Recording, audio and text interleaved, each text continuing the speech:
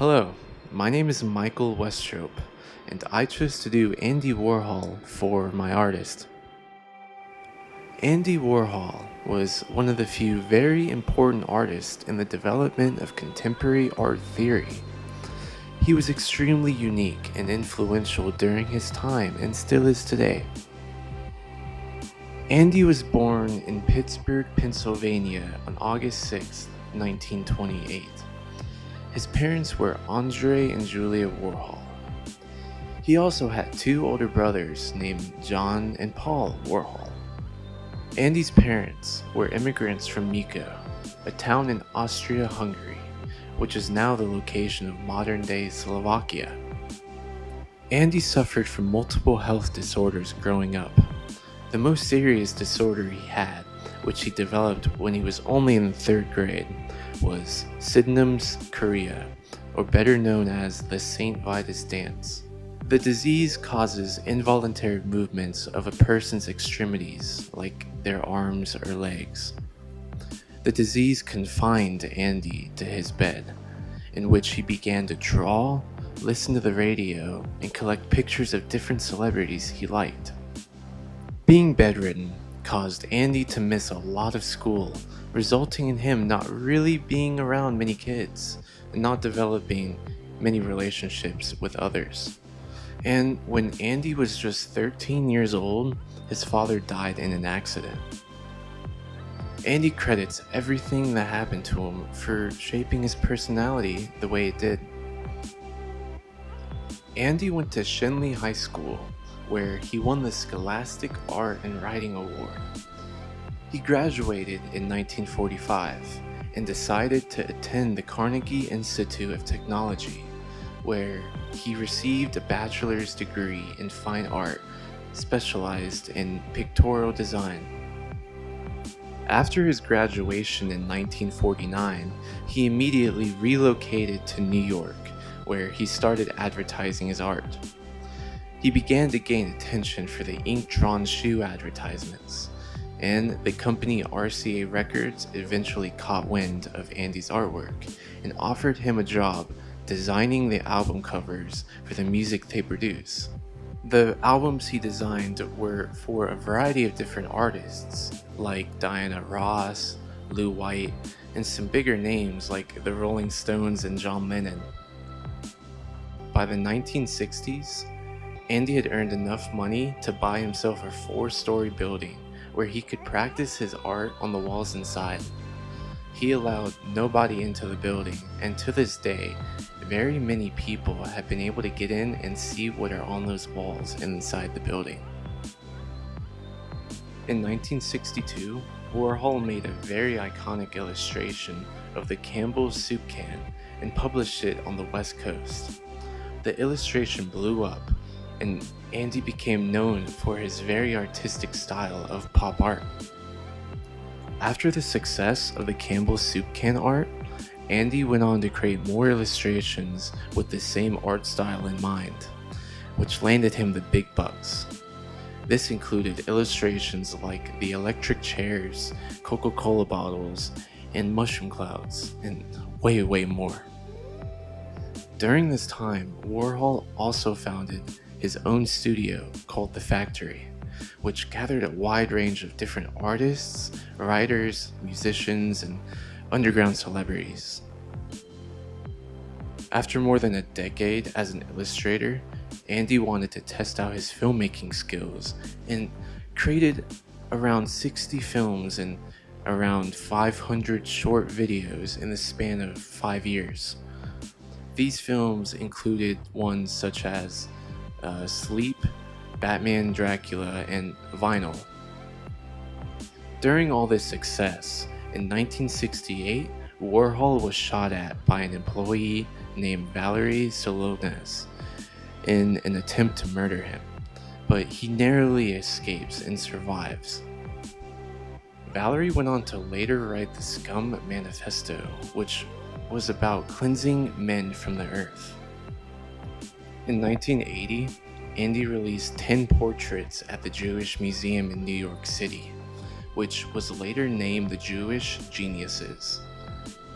These were criticized by reviewers, calling them superficial or too commercial. He then began to get criticized for becoming a business artist who was only in it for the money. On February 2nd, 1987, at age 59, Andy Warhol passed away due to a cardiac arrhythmia. But his art still carries on. A few years after Warhol's death, the Andy Warhol Museum was opened in his hometown of Pittsburgh, Pennsylvania. The museum is a testament to all of Andy's achievements. Here's a very small list of Andy's best work. The first item on the list we'll talk about is the gold Marilyn Monroe portrait. In the portrait, Warhol plays on the idea of iconography, placing Marilyn's face on a very large golden colored background. He combined painting and photography, which had hardly ever been done before in that time. The two visual elements he used are contrast and balance. The way he uses contrast in the image is by using the golden background and separating it from the bright pink image of Marilyn's face. The way he uses balance in the picture is by using the golden background also to surround the single image of Marilyn Monroe, directing your eyes to only her. The second piece we'll talk about is the Campbell's soup can. This is one of Andy's most famous pieces of work. The two visual elements he uses are balance and rhythm. He uses balance by using the same size image for each can, which creates a very symmetrical image. The piece also shows rhythm by using a very simplistic, repetitive style look, which creates a nice pattern for the eyes to see. The third piece of work we'll talk about is a film called Liu Bei. This was one of Andy's more famous pieces of film work. He had a specific art style for the film, which made it very unique for the time. The two visual elements I would say the film has are contrast and rhythm.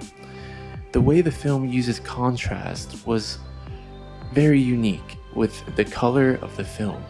It really made it stand out. The film also had a very rhythmic style to it. There were a lot of patterns and unique elements that appeared throughout the film.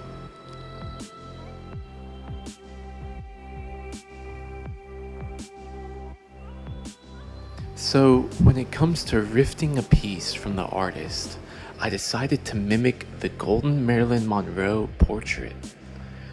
The first thing I did was study the style of pop artwork that Warhol created. In Warhol's work, he uses hard contrast and vibrant colors to create a certain feeling for his images. The way I rifted my piece was through Photoshop. I first stripped the image of color, then separated the image into sections for each of the colors. I then added the colors I wanted and used saturation to really make the image pop.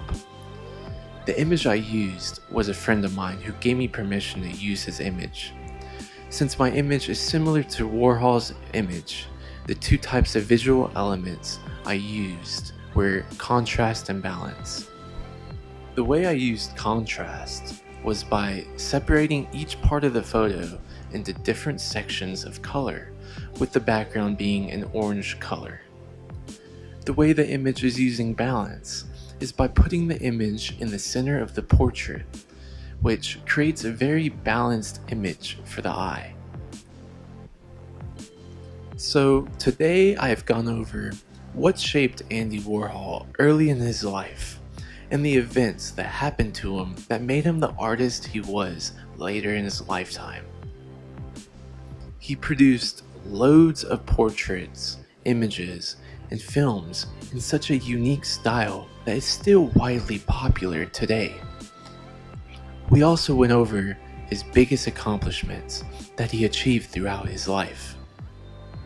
His uniqueness and the ability to challenge the social and artistic norms of society made him a very interesting person in today's history.